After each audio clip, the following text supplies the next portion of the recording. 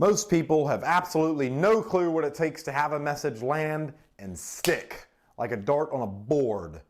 Have you ever wondered why some people can say the exact same words as you but get completely different results? While one person can walk into a room and command attention, while another seems to just fade into the background. The difference isn't just what they're saying, it's how they're saying it. Today we're going to unlock one of the most powerful tools inside of communication. Emphasis of your syllables, okay? Emphasis. In other words, why others, especially in sales, are getting it completely wrong. Listen to this example. I'll even write it down for you. I didn't say he stole the money. I didn't say he stole the money. I didn't say he stole the money. Same words, completely different meanings, and this is just scratching the surface. Now, by the end of this video, you'll understand why your message might be getting lost, why you're losing sales, why you're not coming across in the right way, losing dates and countless opportunities, even when your words are, well, perfect. I spent years working with top salespeople and executives who were struggling to close deals and lead teams. The problem wasn't their knowledge or even their confidence. It was their inability to emphasize the right things at the right time. And trust me, I've made all these mistakes myself. In the next few minutes, I'm going to show you the number one emphasis mistake that's killing your authority. Why 80% of you are undermining yourselves without even realizing it.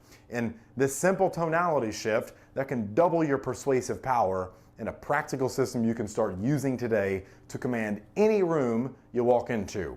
Let's start with a scenario you've more than likely experienced. You're in an important meeting, sharing an idea you're passionate about, but you can feel people's attention is kind of drifting. Or worse, you're in a sales call making what you think is a compelling pitch. It's happened to me millions of times when I first started. But your prospect just seems unfazed, indifferent, unconvinced. Here's the real problem most of you face. We've been conditioned, especially men, to speak in a way that actually works against us. You see, the GICs, the government indoctrination camps, demasculinize boys from the time they get to school, and now we either use the same emphasis on everything, making our speech monotone and boring. B, we overemphasize everything, which makes us sound aggressive or desperate. Or C, we rush through important points, assuming others will catch their significance. Let me demonstrate. Here's how most salespeople present their solution. Sounds something like this. Our product increases efficiency by 40%, reduces cost by 30%, and improves customer satisfaction. Now, here's how it comes across to the listener. Our product increases something by some percentage and does some other stuff. Does that sound good? No. The fundamental issue isn't the content. It's that we're treating every word as equally important. Think about a great movie. If every scene was intense, nothing would feel intense. If every moment was casual, nothing would stand out. If you loved everyone and did not have a capacity for hatred, if that capacity did not exist, there would be no love. It would just be default. Communication works the same way. So I'm not going to teach you trendy shit like other dickheads on here because it doesn't last and you'll just be copied. I'm going to introduce you today and arm you with information that is timeless and will always be there for you when you need it. This problem is costing you more than you realize, by the way. Lost sales opportunities, missed leadership positions, reduced impact in personal relationships, and most importantly, a disconnect between your intention and your impact. But here's where it gets very interesting. Many men try to fix this by speaking louder or more forcefully. This is like trying to make a song better by turning up the volume. It doesn't work. It often makes things worse. So what exactly is emphasis and why does it matter so much? Think of emphasis as the spotlight in a theater. Just as a spotlight guides the audience's attention to what's important on stage, proper emphasis guides your listener's mind to what matters most in your message. Emphasis isn't actually about being louder. It's actually a combination of three key ingredients: volume variation, speed changes, and strategic pausing. Let me show you something powerful. Take this simple sentence: I believe this is the right solution for you. Watch how the meaning changes based on emphasis. I believe this is the right solution for you. This suggests what? Personal conviction. I believe this is the right solution for you. What is that saying behind the scenes? What does it imply? There's other options, right? I believe this is the right solution for you. Emphasizes perfect fit. I believe this is the right solution for you. That makes it personal. You see, our brains are actually wired to notice contrast. When everything is emphasized, nothing is emphasized. When you talk to everyone, no one listens. This is why the human mind automatically tunes out background noise, but immediately notices change in our environment. And here's a common misconception. Many people think emphasis is about being dramatic or theatrical. No. But that's like thinking good music is just about playing real loud notes. Real emphasis is about creating contrast. It's our brains, it creates these mental snapshots that make constant comparisons faster than anything I've ever seen. And the interplay between strong and soft, fast and slow, tension and release. Hold it in your pants before you do. You're watching the wrong video if you came here for a release, okay? And here's my expert insight. Top communicators typically use what I call the 30-60-10 rule. 30% of your words are delivered with a slight emphasis, 60% of words are spoken at your baseline, and 10% receive strong emphasis. This creates a natural rhythm that keeps listeners engaged while clearly highlighting your key points. Now, let's dive into what might be the most crucial element of emphasis: tonality. And yes, I know I'm saying emphasis a certain way, so you pay attention. If emphasis is the spotlight, then tonality is the color or the hue of the light. It's not just what you emphasize, but how you emphasize it, okay? Tonality is like the musical quality of your voice, the pitch, the resonance, and the emotional color you give your words. And studies have shown that tonality accounts for up to 38% of your message's impact. That's more than the actual words you're using. You see, in the linguistic world, we learn that communication, this is the communication pie, okay?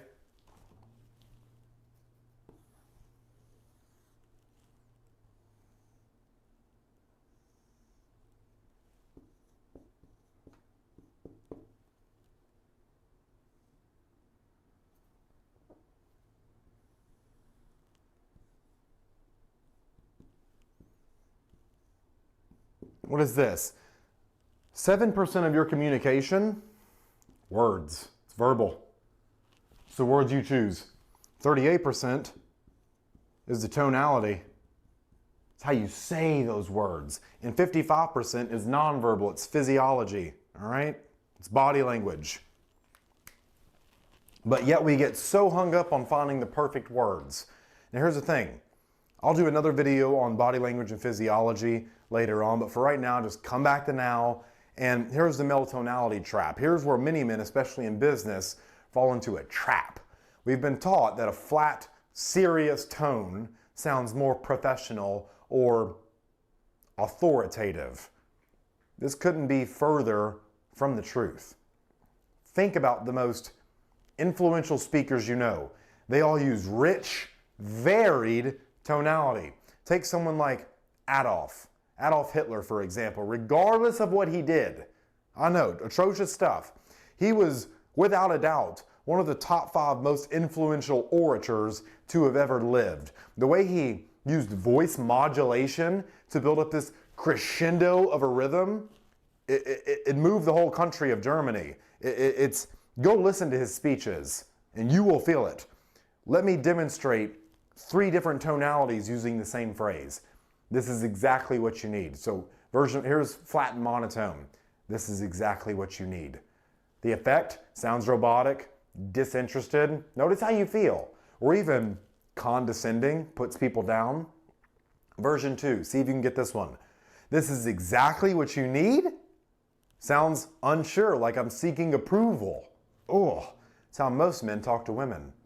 Version 3, this is exactly what you need. Strategic emphasis. It sounds confident, caring, and authoritative. Obviously, don't scream. But your voice has 3 main power zones. Head voice, it's good for high tones, good for enthusiasm and excitement. Your chest voice, it's middle range, it's perfect for authority and confidence. And then your gut voice, it's lower register, ideal for emphasis and gravity. The key is knowing when to use each one. The biggest tonality mistakes I see, especially in sales, starting sentences high and ending low. Using an upward inflection at the end of statements makes everything sound like a damn question. Speaking only from the throat creates tension and lacks power. You'll even see it in their physiology 9 times out of 10. Rushing through important points, that diminishes your impact. Here's a real life application. Here's a powerful exercise I use with all of my clients. Take this simple phrase, I can help you solve this problem. Now, let's emphasize each word differently. I can help you solve this problem. Emphasizes your capability. I can help you solve this problem. Emphasizes what? The assistance. I can help you solve this problem. That makes it personal, but each version tells a completely different story, and they're all correct in the right context. Matters far more about staying in alignment with the environment you're in, okay? Forget I said anything about it. Remember the 3-second rule, okay? Take a breath, make your point, let it land for 3 seconds. This creates what I call emphasis space. Most of you go, and you try to struggle and speed through. The first thing people do when they get nervous is they increase their rate of speech and they try to get through it. That way they can go sit down, make themselves small, and not a target because they think others are judging them, because that's the bitch of sociology. No one's they're just thinking, man, I'm so glad that's not me up there. But giving your points space, giving your important points room to breathe and sink in, it's a very valuable trick. And now that you learn this, you'll be able to do something very important now that you couldn't before. You'll be able to listen for what people are really saying and pick up hidden meanings that people try masking. Wait until I show you how to read body language. You'll never look at people the same again once you know that all communication comes out. You'll be able to see what people are trying to suppress and really trying to say. If they are congruent, if they're trustworthy, if you should be cautious, if they're a callous person, I'll show you how to read it all. Now, we've covered a lot of ground today, so let's bring it all together with the key takeaways that will transform your communication impact. So let's do a quick core message review and see if you understood it. Remember these fundamental truths. Emphasis isn't about power, it's about contrast. Tonality isn't about perfection, it's about intention. Impact isn't about volume, it's about control. And here are the 3 golden rules. As you move forward, keep these 3 principles in your mind. Less is more. Emphasize only what truly matters. Pause with purpose. Silence is a tool, not an accident. See how I set that up? Match your message. Let your tone reflect your content. And here's your real world application. Your next conversation is your first opportunity. Whether it's a sales call, a date, a team meeting, a personal conversation, start with just one element, perhaps strategic pausing. Then gradually integrate the others in. And here are your success indicators. You'll know you're succeeding when people stop interrupting you. People stop drowsing off when you're talking. You see more nodding and engagement. You're asked fewer clarifying questions. Your messages get acted upon the first time. Feel a lot better, right? If you knew your message was landing. You see, the most powerful speakers in history weren't born that way. They developed their skills through conscious practice and application.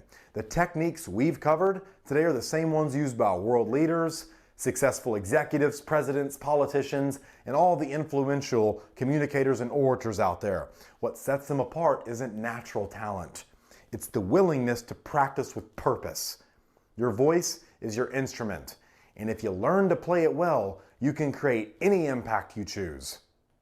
So make sure you subscribe, comment down below with the criticism or some feedback on the video if you liked it, and then go watch this one I made just for you. It's somewhere on the screen, all right? So go click wherever the video is. Sometimes I get a little dyslexic on the recording.